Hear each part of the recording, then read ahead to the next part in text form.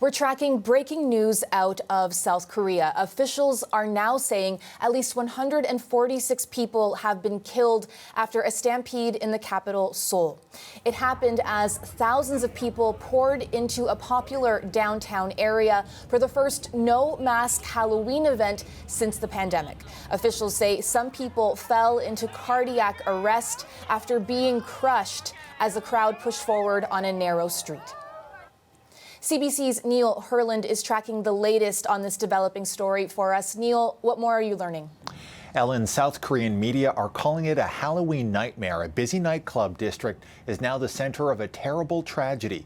At least 146 people are dead, killed in a stampede crush. Another 140 more are injured, and some of those seriously injured people may not survive in hospital. It is now well past midnight in South Korea, and this tragedy happened in the Itaewon district of Seoul. An estimated 100,000 people were celebrating Halloween on a Saturday night in the area. It happened near the Hamilton Hotel, which is a major party spot in Seoul. Early reports suggest a small group of partygoers was crushed by a large crowd pushing forward on a narrow street.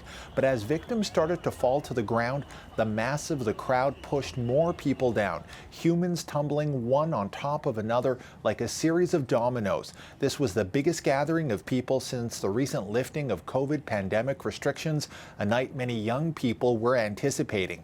In fact, we're now told that the largest cohort of victims is people in their 20s. Some of the victims on the ground and bystanders performing CPR, they were wearing Halloween costumes. The fire chief in Seoul says some of the bodies were taken to hospital and the remaining ones are now being transported to a nearby gym so workers can identify them.